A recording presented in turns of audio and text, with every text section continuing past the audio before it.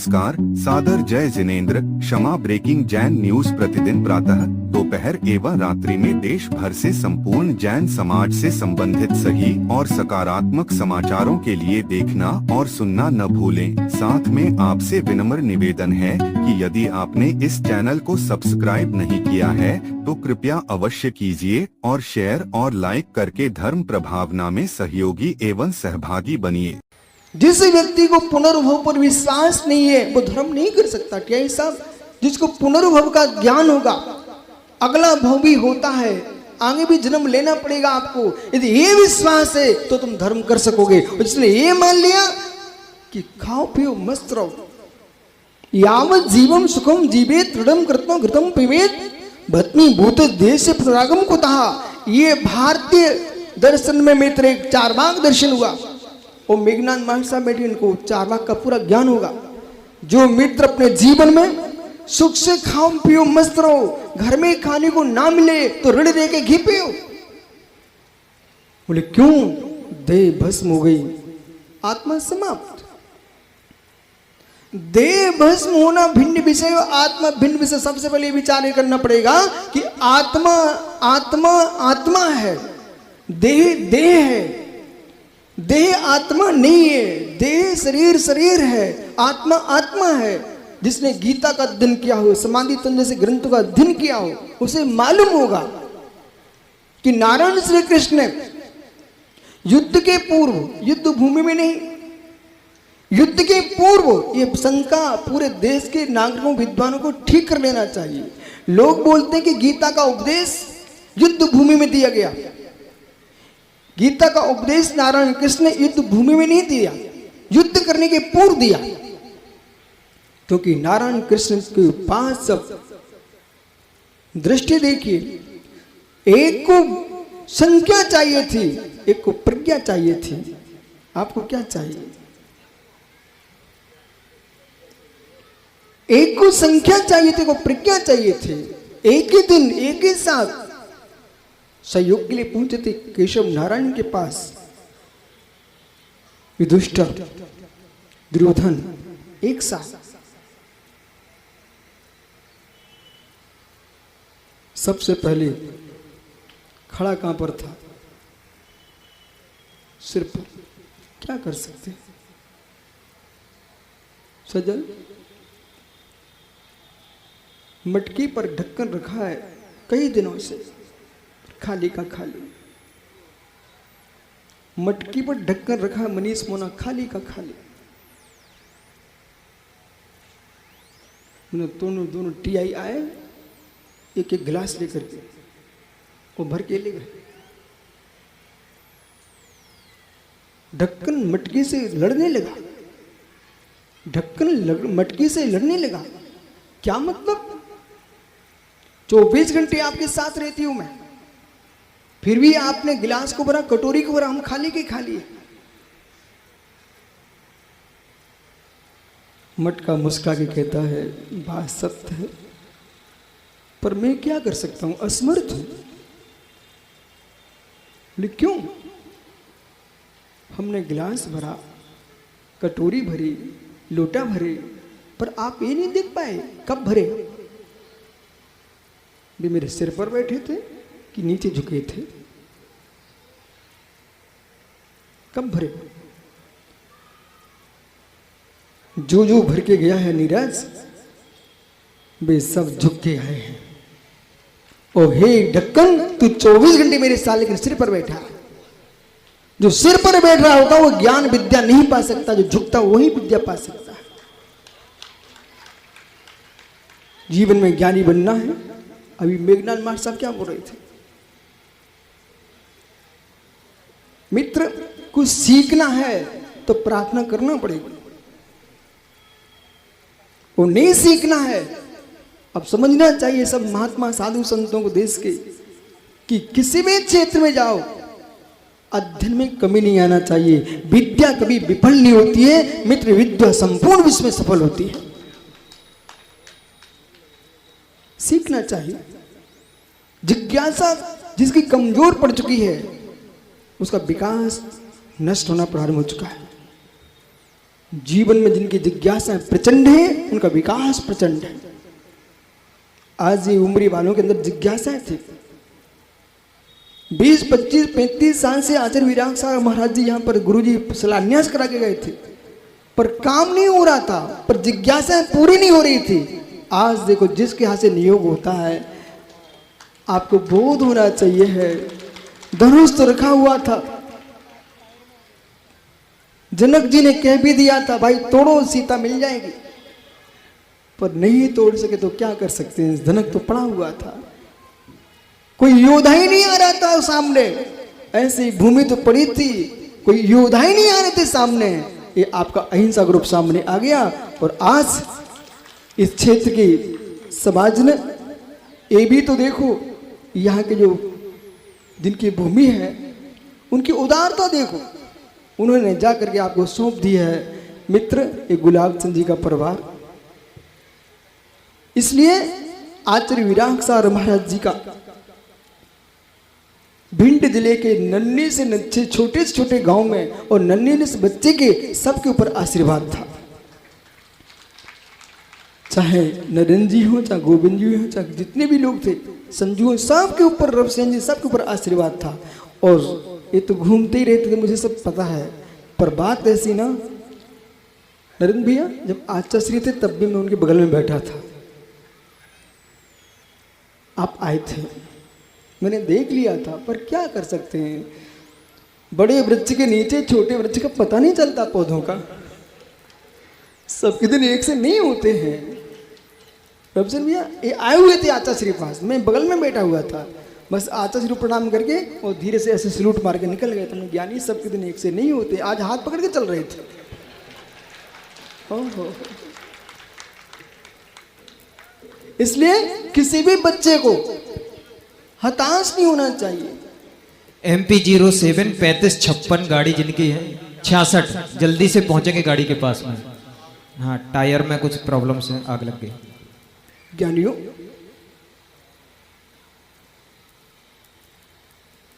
संसार में व्यक्ति को धैर्य रखना चाहिए और धैर्य जिनके पास है उनका सर्वस्व उनके साथ है। पहुंचा दुर्योधन सिर पर खड़ा, नारायण कृष्ण के सिर पर खड़ा हो गया। जब नींद भंग होती है तो उन्होंने देखा सामने, आदमी जगेगा तो सामने देखता ना सीधा, और जैसे सामने देखा तो सबसे पहले नारायण कृष्ण विदुर से पूछ लिया, क्यों धर्मराज जी अचानक कैसे आए? इतनी सी बात होते ही दुर्योधन का नाम दुर्योधन था ही नहीं, उसका नाम वास्तव में सुद्योधन था। व्यक्ति का नाम कितनी सुंदर हो जाए पर अपने आप नाम बदल जाता है। ये ताली क्यों जा रहे हो? कितने सुंदर नाम हो पर व्यक्ति का काम नाम बदलवा देते हैं। उसका नाम उसके पिता ने रखा था सुद्योधन, परंतु एक टोकनी लड्डू दिए और कहा कि जाओ तुम ये अच्छे आदमी को खिला के आओ। बेचारा दुर्योधन पूरे हस्तिनापुर में एक टोकनी लेके घूमता रहा, उसे बोला अच्छा आदमी नहीं मिला सोनू कि जिसको मैं खिला सकूं। आकर के गुरु द्रोणाचार्य को सौंप दी, बोले गुरु जी संसार में कोई अच्छा आदमी नहीं है। बोले बेटा तू सुद्योधन ही तो दुर्योधन है, बोले तुझे कोई अच्छा आदमी नहीं मिला। वही टोकनी युधिष्ठिर को पकड़ा दिए, बोले जाओ अच्छे आदमी खिला के आओ। और जैसे सीढ़ी चढ़ते हैं वहां पर एक श्वान मिल गया, युधिष्ठिर ने पूरे लड्डू छोड़ दिए वहां पर। बोले गुरुजी और लड्डू दीजिए। बोले कहां गए? बोले आपने कहा अच्छे खिला के आओ, मैंने देखा कि एक श्वान था, कितना वफादार होता है और जरा सा खाता दिन भर भोगता रहता, घर की रक्षा करता, मैं उसको खिला के आ गया। युधिष्ठिर तुम युधिष्ठिर नहीं हो, तुम धर्मराज युधिष्ठिर हो। कभी जीवन में मत कहना कि मेरा नाम अच्छा क्यों नहीं चलता है। मित्र अच्छे नाम चलाने की कोशिश मत करो, अच्छे काम करने की कोशिश करो। सुना ना विनोद, वो भी अच्छे नाम की चिंता मत करो, अच्छे नाम की चिंता करने वाला अच्छा नाम होता ही नहीं। अच्छे नाम की चिंता करने वालों का अच्छा नाम होता ही नहीं। जो अच्छे काम करता है उसका अच्छा नाम नियम से होता है। किस किस के नाम बताइए, एक आध बुरे काम करने वालों के नाम अच्छे चल रहे हो।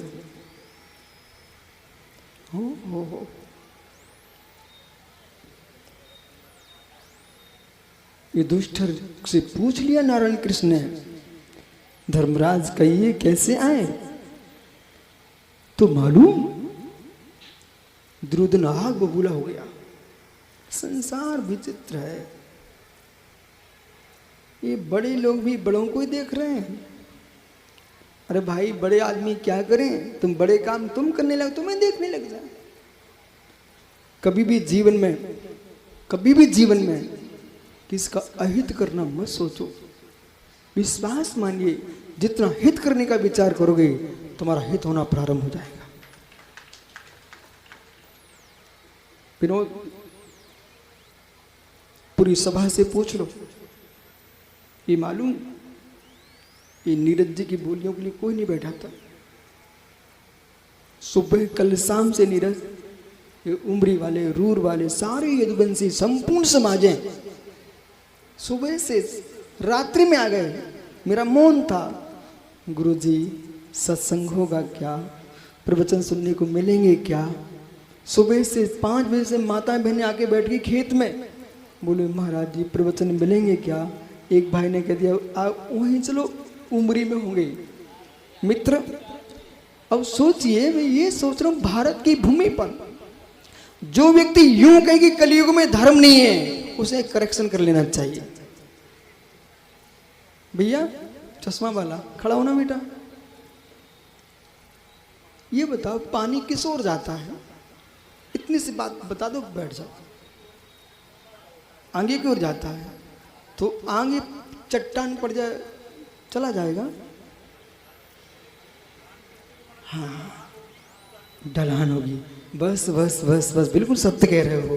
जब ढलान होगी पानी वहीं बहता है। जब भक्ति होती है संत वहीं बहने लगते हैं। वो ज्ञान कहां बहता है? जब ढलान होगी।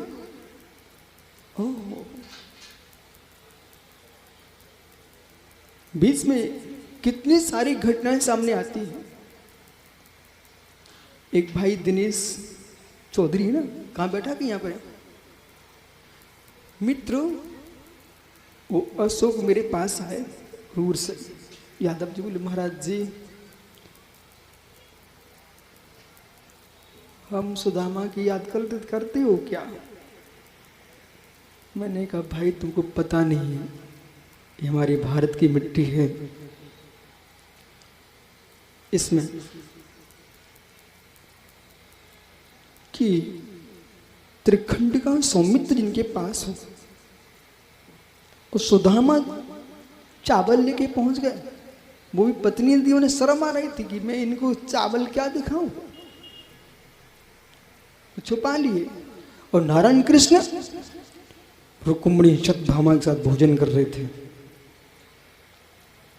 और बाहर गेट पे खड़े सुदामा ने कहा कि आप मधुसूदन से कह दो आपका अभागा मित्र सुदामा आया है।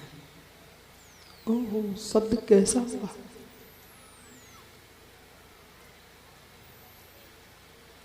भैया सुन रहे हैं ना? साधु बने तो ज्ञान मिले, और ग्रस्त रहे तो धन मिले। अज्ञानी साधु को कोई नहीं देखता, और धनहीन ग्रस्त को कोई नहीं देखता।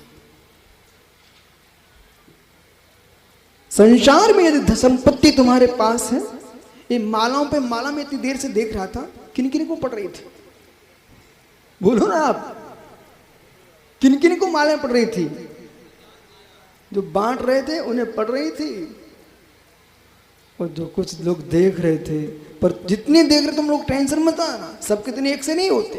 हमने विधायक जी से बोल दिया है, कि मैं भी देख रहा था एक दिन चैत्यालय मंदिर में आए, आचार्य श्री विराजमान थे, इनने यूं किया, मैं वहीं बगल में बैठा था, निकल गए। हमने ज्ञानी समझे सबके दिन एक से नहीं होते। जैसे विष्णु कमलांकुर पंडित भी है, ये वहाँ विराग विद्या पढ़ाते थे और मैं उसमें पढ़ता था, कातंत्र व्याकरण आ ई सीख रहा था। तो मालूम ये भी देख के निकल जाते हैं मुस्कुराकर, में ज्ञानी चिंता मत करो। संसार में कभी धैर्य नहीं छोड़ना, अपनी योग्यताओं पर विश्वास रखना और पुण्य पर भरोसा रखना। अंतिम सांस तक पुरुषार्थ में कभी नहीं आना चाहिए। इस भाव में ना से अगले भाव में मिलेगा, लेकिन पुरुषार्थ में रब से कभी नहीं आना चाहिए। भाग्य होगा, पुरुषार्थ में कमी नहीं आना चाहिए। देखो इस भूमि का भाग्य देखो, यहाँ का एक भाई है उमरी का, जब जब जहां भी मैं रहा हूं देश में, वो मेरे पास एक श्रीफल लेकर सूखा, अभी बीमार पड़ा, वही रास्ते में मिला था हमको नरेंद्र भाई, जब जब ही आए बोले गुरुजी हमारा मंदिर बनवा दो। और मालूम मैं क्या करता था, तुम जाओ झगड़े की भूमि है, मैं इन झंझटों में नहीं पड़ता। फिर आ जाए बोले गुरुजी मंदिर बनवा दो। पर समय देखो, आज उस भाई की भावना पूरी होने जा रही है। लेकिन अहिंसा ग्रुप से कहना है, वीर पुरुष जो काम हाथ में लेते हैं वो अधूरा करके नहीं छोड़ते हैं। वीर पुरुष जो हाथ में काम लेते हैं वो अधूरा नहीं छोड़ते हैं। अभी सुनिए ना, युधिष्ठिर ने कहा कि स्वामी भाई भाई का युद्ध है। इसी बीच में दुर्योधन बोल पड़ा कि मैं नहीं दिखा आपको। बोले ऐसा मत बोलिए, आपको क्या चाहिए। जब दोनों बोलने लग गए ना, तो नारायण कृष्ण ने क्या कहा, हमारे पास दो वस्तुएं हैं, एक और मैं हूं स्वयं और एक और मेरी सेना है। आप बोलिए तुम्हें क्या चाहिए। दुर्योधन ने अपनी बुद्धि लगा दी, भैया अपने पास बुद्धि न होना तो गुरु बुद्धि विशेषता। जब आए कहाँ गए गुरु जी, गुरु बुद्धि विशेष शिक्षा गुरु, गुरु बुद्धि विशेषता। इनने हमको संस्कृत में पढ़ाया था, बोले बेटा पढ़ो, गुरु बुद्धि विशेषता। संसार में स्वयं की बुद्धि ना चले तो आप गुरु की बुद्धि से चलिए, और स्वयं की बुद्धि चलने लगा तो स्वयं की बुद्धि सुख दे सकती है पर विशेषता नहीं दे सकती। गुरु बुद्धि विशेषता, चाहे आचार्य विराट सागर जी हो, चाहे मेघनाथ मार साहब हो, जितने टीचर थे, अध्ययन करो तो उनकी बात मानो। एक अध्यापक की बात छात्र नहीं मानता। इन्होंने क्या सिखाया मालूम, एक चूल्हा बनाओ। क्या सिखाया, एक चूल्हा बनाओ। अब बच्चा के लिए चूल्हा क्यों बनाऊं, मैं पढ़ने आया हूं, तुम चूल्हा बनवाते हो घर का। बोले नहीं बेटा बनाओ, चूल्हा बनाओ। उसने चूल्हा बनवा दिया, फिर एक चूल्हा और बना दीजिए, बगल में दूसरा चूल्हा बनवा दिया। अच्छा चूल्हे में डंडा डाल दीजिए, चूल्हे में डंडा डाल दिया, लकड़ी डालो, बोले आड़ी और लगा दो। क्या बन गया, जब गुरु की बात मानी तो बच्चा आज सीख गया। हो अब आज से आदिनाथ, आज से आदिनाथ मित्र कितना महान है। संपूर्ण विश्व, आप पूछो जगत में, आज आम का मौसम चल रहा ना, आम का मौसम, जिसको देखो हर व्यक्ति बच्चे से बूढ़े तक आम चूसना चाहता है। आज से आम, इसलिए जीवन में श्रेष्ठ बनना चाहते हो तो कमलांकुर गुरु बुद्धि पर जीना सीखो। और जो जीव गुरु की बुद्धि पर जीता है 100% वो उत्तीर्ण होता है। भाग्य तो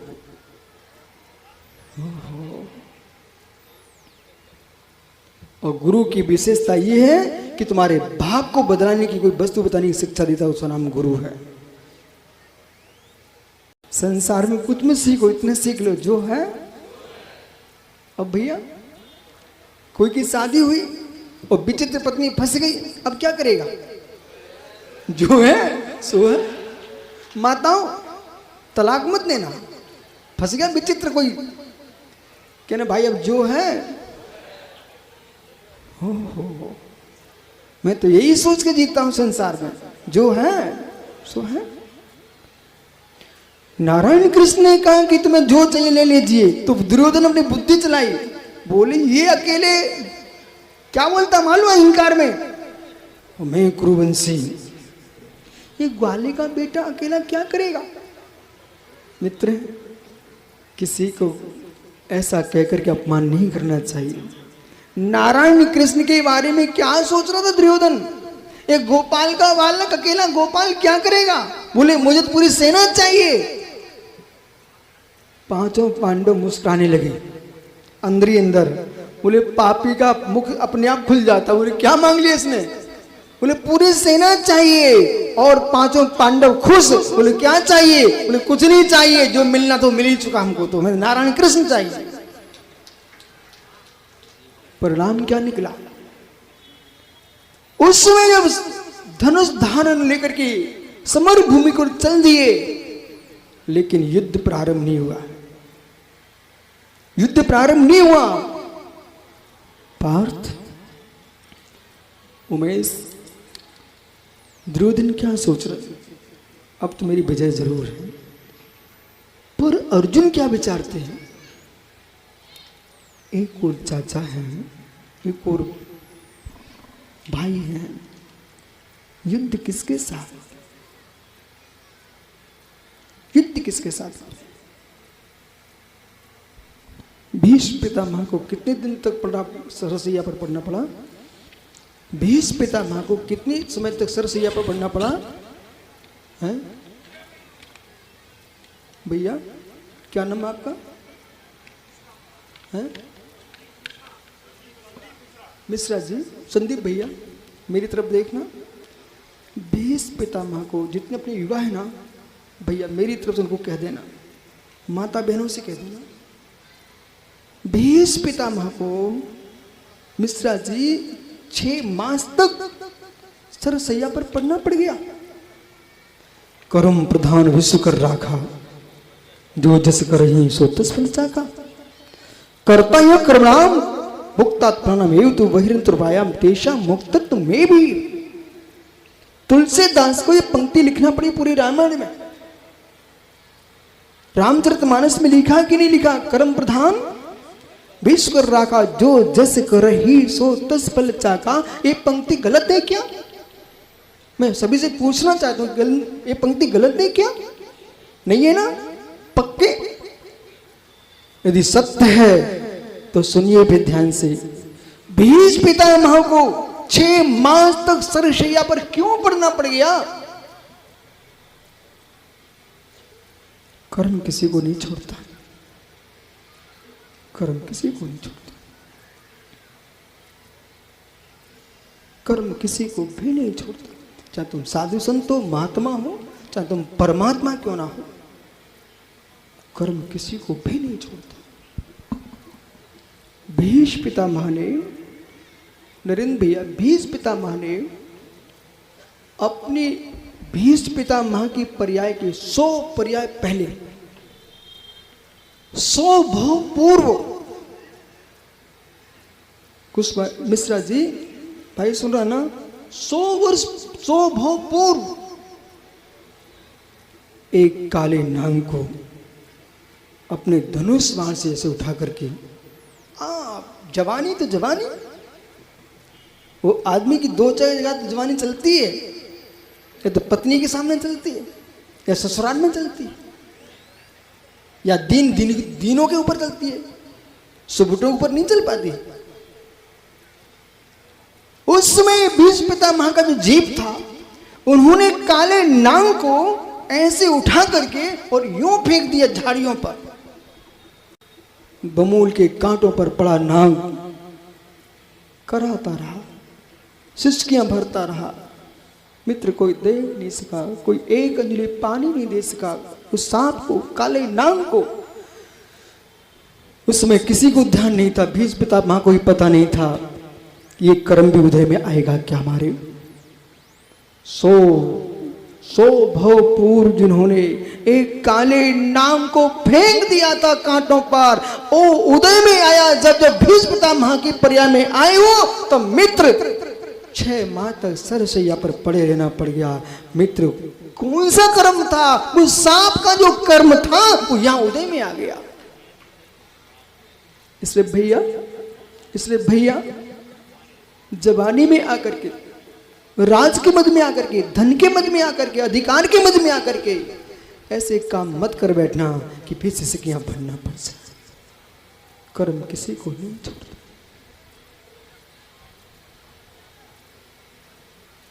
कर्म किसी को नहीं छोड़ता। भैया कर सको तो अच्छा किसी कर देना, नहीं कर पाओ तो बुरा करने का विचार मत करना। मिश्रा जी एक बे लोग हैं, ऐसी तपन में अपने घर के मटके के खप्पड़ को बना करके छेद करके छीके पे वृक्ष की डाली पर टांग रहे हैं। यही देखते चलो, एक बे लोग हैं, सुनना ना विष्णु भाई, एक बे लोग हैं यशोधर जी जो खप्पर में छेद करके पानी भर के वृक्ष की डाली पर टांग रहे हैं। एक बे लोग हैं गुलेल ला करके वृक्ष की डाली बैठी पक्षी को मार रहे। कौन अच्छा बोलिए ना?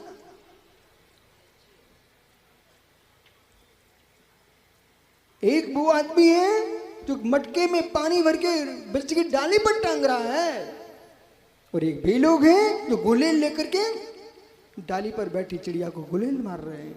है मित्र, बहेलिया मत बनो, बहेलिया मत बनो, बहेलिया मत बन सको तो वो बन जाओ कि मरणासन्न गिद्ध को नमोकार में सुना रहे हूं, वे राम बन जाओ।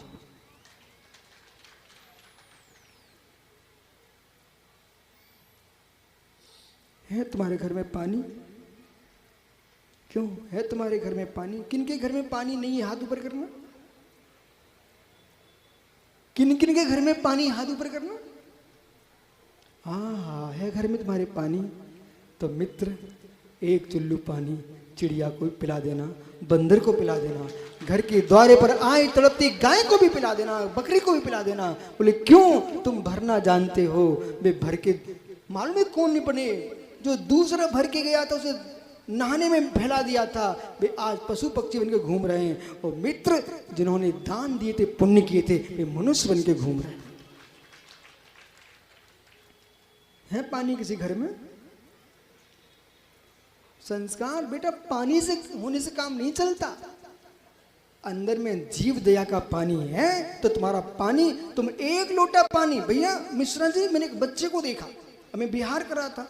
संसार में स्कूल में पढ़ने से जो ज्ञान बढ़ता बढ़ता ही है, घूमने से ज्ञान बढ़ता। हमारे गुरुजी क्या बोल रहे थे, मेघनाथ मार साहब क्या बोल रहे थे, इनको ऐसा नहीं बोलना चाहिए, गुरु गुरु ही रहता। बे मालूम क्या बोल रहे थे, बोले गुरु गुड़ रह गया, चेला शक्कर बन गया। ऐसा मत कहो, बिल्कुल नहीं कहो। क्यों?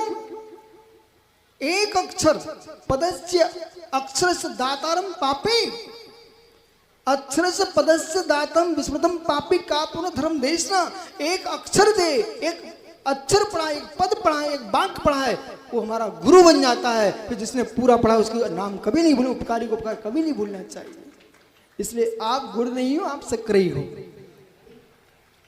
ज्ञानी। हो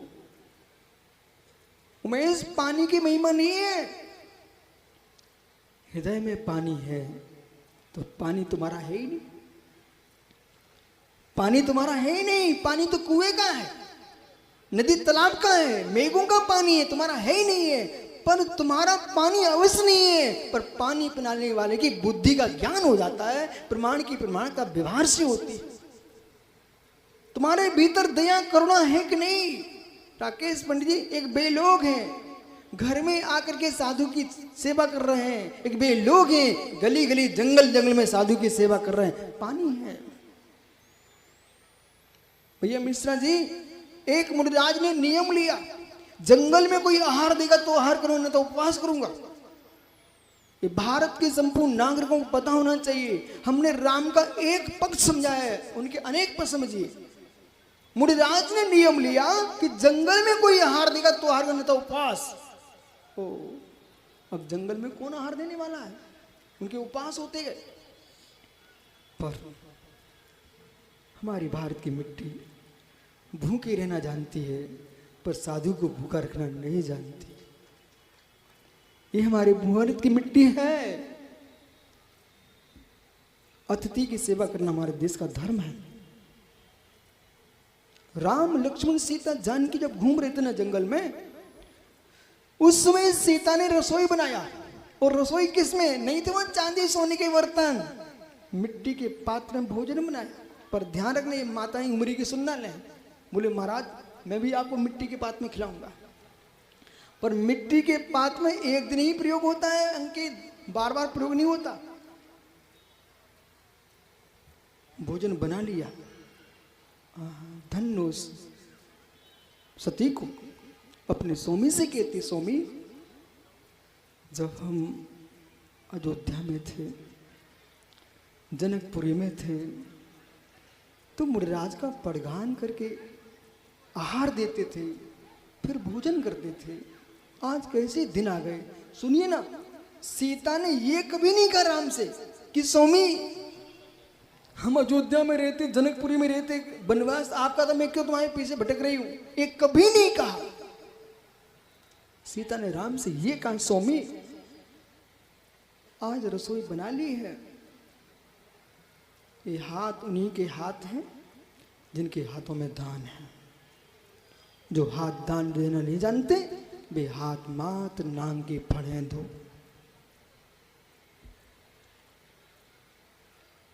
ओह, श्री राम जानकी से बातें कर रहे थे कि दान देना है। लक्ष्मण कहते, लक्ष्मण भैया भैया देखो, जो भावना भाता है उसकी पूर्ति होती है। जो भावना भाता उसकी पूर्ति होती है। कभी बंद करने का विचार करते थे, आज मुस्कुराते हैं, भावना उनकी पूर्ति होती है। ओहो, लक्ष्मण ने कहा भैया भैया देखो ना, भाभी की इच्छा पूर्ति हो रही है। बोले क्या हुआ? सामने आकाश से 2 मुनिराज आ रहे हैं।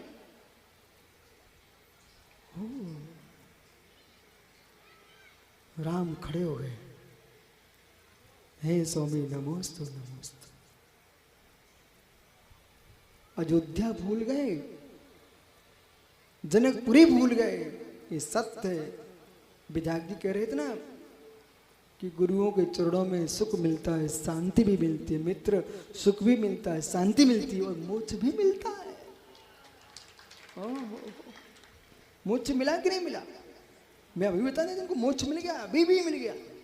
विनोद, अभी घर में होते ना तो 50 बार चाय चुआ, ठीक हो, अभी याद नहीं आ रही है इनको चाय की। और घर में होते ना तो 10-12 बार सासू बिटिया की डांट खा लेते। हो नाती पोते खिलने आ जाते। उन सब से ने मोक्ष मिला, शांति से बैठा है। मोक्ष मिला कि नहीं मिला? ओ, साधु के पास आते ही मोक्ष मिल जाता है कि भैया टेंशन तो नहीं आ रहा, यही साहब जाना तो नहीं है, नहीं जाना, बहुत अच्छी बात है, हटाओ सब वर्दी मर्दी, मेरी सेना में आ जाओ। आपके 2 सदस्य रात्रि भर जागते रहे। आज 2 भैया रात्रि भर बैठे रहे, तो मैं तो माला फेर रहा था रात्रि के 12 बजे, वे दोनों बैठे हुए थे। उनके ओहो, मैं भी साधना कर रहा हूं, ये भी साधना कर रहा है, पर दोनों में कितना अंतर है। एक अर्थ के लिए कर रहा है, एक आत्म अर्थ के लिए कर रहा है, पर दोनों देश की सेवा कर रहा है। मोक्ष मिलता भैया, मोक्ष। जय श्री राम ने पड़गान किया और मुनिराज के आहार प्रारंभ हुए। वे माटी के बर्तन सोने के बन गए, माटी के बर्तन सोने के बन गए। मित्र, श्रद्धा होती है तो सब काम बनते हैं, कोई शंका नहीं है। इसलिए आपका समय हो गया।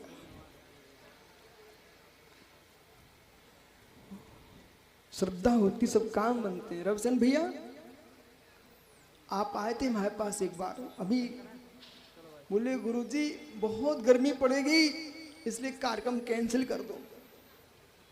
पर ज्ञानियों, गर्मी उन्हें लगती है जिनके भीतर ठंडी नहीं होती है। जिनकी आस्था की ठंडक है, उन्हें बाहर की गर्मी लगती ही नहीं है।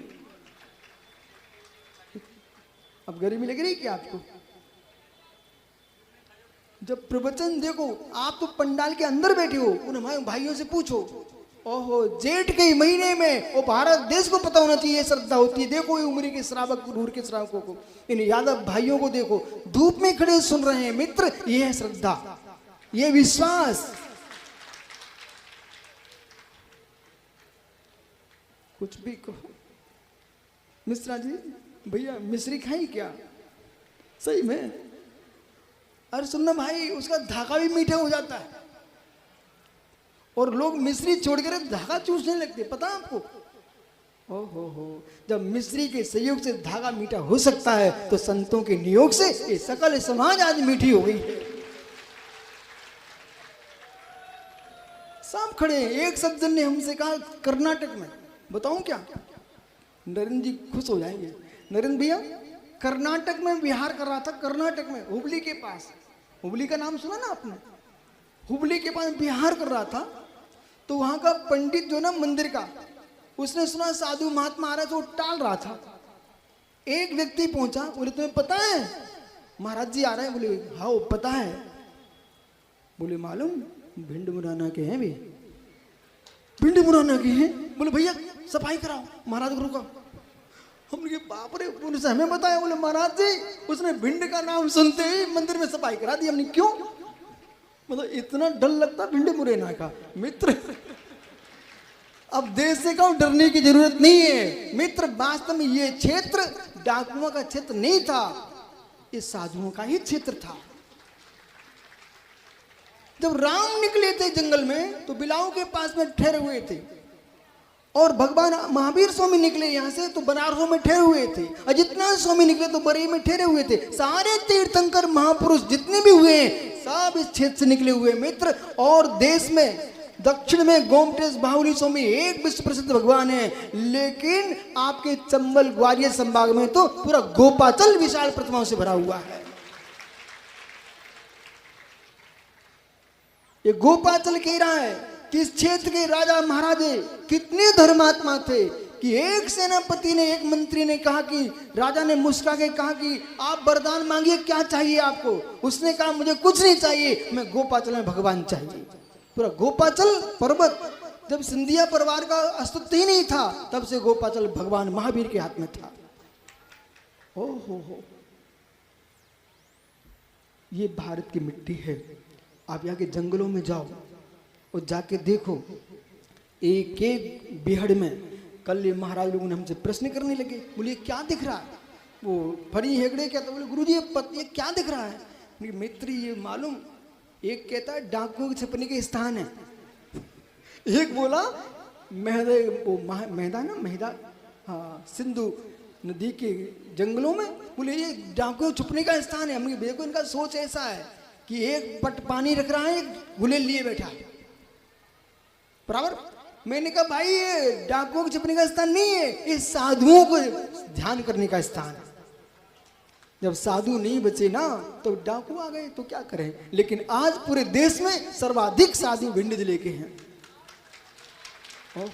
आचार्य विराग सागर के संघ में, उनके संघ में सर्वाधिक साधु, और देश में ऐसा कोई मुनि संघ नहीं है जिस संघ में आपके जिले का साधु ना हो, और ऐसा कोई संप्रदाय पंथ नहीं है जिसमें भिंड के लोग। वो मालूम कितने तुम लोग काम करते हो। कर्नाटक के गांव में एक व्यक्ति मुझे आकर कहता गुरुजी प्रणाम। मैंने कहा इतने प्रेम से प्रणाम कौन कर रहा है यहाँ पर? कर्नाटक की बात हो रहा हूँ। बोले गुरुजी प्रणाम। मैंने आशीर्वाद दे दिया। बोले समझ गए मैं कौन हूँ? कौन हो? मैंने भिंडी से यहाँ फुल्की बेचता हूँ यहाँ पर। मतलब कि वो फुल्की बेच रहा था कर्नाटक में एक भव्य जी। ओहो, एक भाई सोलापुर में मिला, महाराष्ट्र में। बोले महाराज जी मैंने नाम सुना कि अपने क्षेत्र के महाराज जी आए हैं। देखो राग तो रहता ही आदमी को अंदर, कुछ भी कहो। उन्हें सुनो, मैं अपनी दुकान छोड़ करके आपके दर्शन करने आया हूँ मित्र, इसलिए आज ये सुब्रत सागर ये सब महाराज लोग देख रहे थे। बोले क्या चल रहा है? बोले मैंने कि भाई अब तुम देखते चलो, ये भिंड उमरी की आस्था है रूर वालों की, इसलिए इनको जो कर रहा हो सो करने दो, लेकिन भिंड वाले ऐसा मत करना। नहीं तुम पकड़ पकड़ अपनी दुकानों में ले जाओ, रूर वाले पकड़ पकड़ घर को ले जा रहे थे, लेकिन तुम नहीं करना ऐसा। ये छूट उन्हीं के लिए थी, तुम्हारे लिए नहीं, उमरी वालों के लिए छूट नहीं है, ज्ञानियों। तो इसलिए आज सभी लोग, गांव का मैटर नहीं है भाई, ये आस्था का मैटर है। हो नारायण कृष्ण भोजन छोड़ करके सुदामा के पास पहुंच सकते हैं, तो मैंने भी सोचा भैया चलो घूम लो, कोई बात नहीं।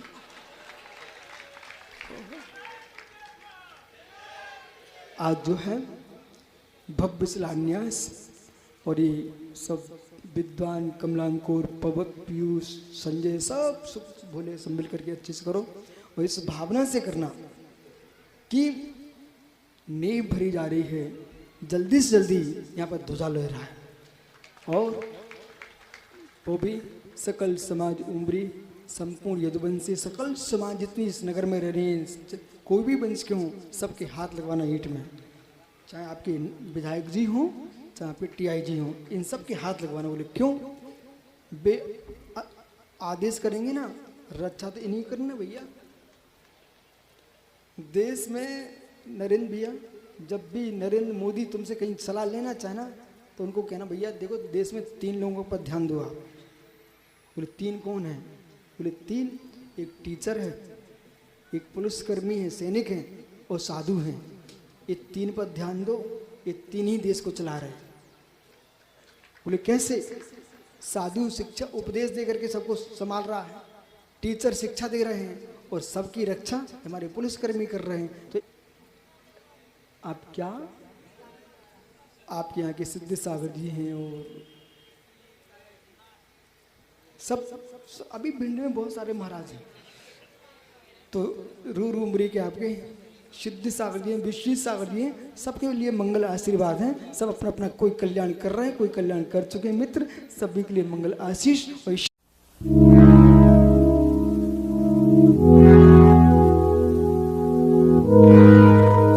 क्षमा breaking Jain news YouTube channel पर विज्ञापन देकर धर्म प्रभावना में बने सहभागी। विज्ञापन देने हेतु संपर्क कीजिए मोबाइल नंबर 9026900740 एवं समाचार एवं वीडियो भेजने हेतु WhatsApp number 9335236222। Kshama breaking Jain news YouTube channel देखने के लिए आपको बहुत बहुत धन्यवाद। सादर प्रणाम, सादर जय जिनेंद्र।